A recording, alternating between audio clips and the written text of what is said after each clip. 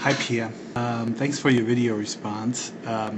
You commented, you said a couple of comments before, text comments, and I commented on those. When I was talking about pseudo language, I had something in the back of my mind that is actually from IT. I do a lot in the programming area, and there's a thing called pseudocode. If you can program in different languages, but you basically have to learn each one of them. But with pseudocode, you can like pre-program something, and no matter what language you are fluid in, you will understand that pseudocode, and you can program in your own language, your own computer language, based on that pseudocode.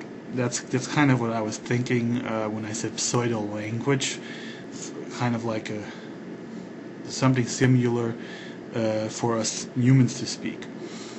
But that might have been a little off topic. I was actually talking about this just a couple of days ago with Jay. His username is Numsy, that's written N-U-M-S-I-I, and he was talking about proto-language, and he said that there is a common language that is very old, goes way back, and all our languages today kind of bases on that. It all has this similarity. Now, when you mentioned Esperanto, I checked the Wikipedia site on Esperanto, and I saw that there's actually a Wikipedia version of Esperanto. So I went to the Wikipedia version of Esperanto, or the Esperanto version of Wikipedia, of course, and I just started reading. And without ever knowing anything about Esperanto, I actually understood most of the stuff that was written there just based on my knowledge about German and English. So I think this language is very easy to learn, and yeah, I think you're onto something there. It's probably very good language to restore some kind of compatibility between everybody, no matter what their primary language is. So I don't think the idea is bad that we should all learn a second language, all the same second language, to achieve some kind of compatibility between cultures. And Esperanto seems to me to be pretty easy to learn. I mean, and talking about proto-language, well, when I look at Esperanto, you see all these similarities of words that exist in all of the languages we know. So I think the guy who invented Esperanto probably had this proto-language in mind. And for me personally, I must say, if I would want to learn another language, then it would be something like that is already kind of familiar and easy to learn. After German and English, I tried to extend my language knowledge to French, but that really totally failed. I really totally failed that. I had absolutely no understanding for the French language. If I would learn another language today, it would probably be Japanese, Chinese, or Spanish. But if Esperanto had meaning, I mean, if it would be really widespread, then that would be my language of choice as an additional language to learn, without a doubt. But I envy you that you speak 4 languages. That was German, English, Danish, and what was number 4? I really envy that, because I never achieved to get over the second language. So I think it's very hard, and maybe you need a little talent, I think, to really get into. I know somebody who speaks 7 languages. I don't get that at all. How that's possible? How you don't get confused all day in what language you're just speaking and what you're saying. And you're right about that.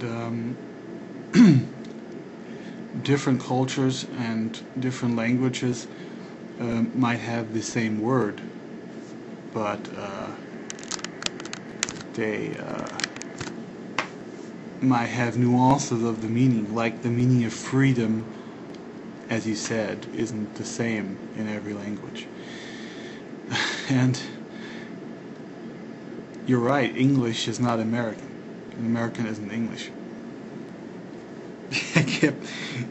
That reminded me of when in school time there was a test, and of course what is learned in Germany in English is Oxford English. And my American influence, I wrote in the test about a pen, and I got a point minus on that because she wanted to, the teacher wanted to read a biro. I never got the whole thing with the biro. I always said, what's a biro? Okay, what the fuck is a biro? So anyway, I agree on the whole Esperanto thing. It would be a good idea. I just don't see that there is the will to actually do that. I'm not sure, but I think in the 1980s the United Nations tried to pass a bill with all nations that Esperanto should become a secondary language, and as far as I know it didn't go very far. So there's apparently not really a will to do that, and so I guess the only thing we have is to take the language that is widely spread, English, and use it, even though English has some, well, let's say, errors on precision. It's not very precise. I see English more as a creative language, quite frankly. And that is also why I think it's good to have a secondary language that would be compatible with everybody, but it's also good to stay with all the languages we have, because I think every language has their ups and downs, and if we use them all together, we can achieve more. A language influences the way we think. If you speak a specific language as your primary language, that influences how you speak. How you think, and a primary language for everybody, a single primary language, would definitely monotonize the way we think, and I don't think that would be good. So yeah, primary language, whatever you have now, secondary language, to be compatible with other people around the world. I would be all for Esperanto. Really. It prevents misunderstandings. Esperanto is really made to be precise and prevent misunderstandings. Anyway, well, thanks for your video response, and you're not a spammer. The thing what you meant was YouTube blocks you after you make 3 comments. It doesn't mean you're a spammer. It's just a thing they build in to prevent the real spammers, and it's kind of annoying, but they did that out of desperation for the problem. So if that's your spamming here, then please keep on spamming with your comments. And I'm glad you're here. It's always awesome to see people just starting up on YouTube, just saying their thoughts, and it blows my mind every day. And I watched that video again that you responded to. It was like one of my first videos, and I kind of thought, oh man, how goofy I thought, you know. It's kind of weird to go back that far, and that far means like, what, 7 months? No, not even. It's like 5 months or so.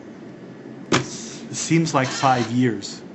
Time really has no meaning here on YouTube. It seems like that's the other century when I made that video. It's strange. It's awesome. It's fantastic. It's an experience. YouTube is. I'm glad you started here, and Anyway, Pierre, take care. Have a nice Sunday. Bye-bye.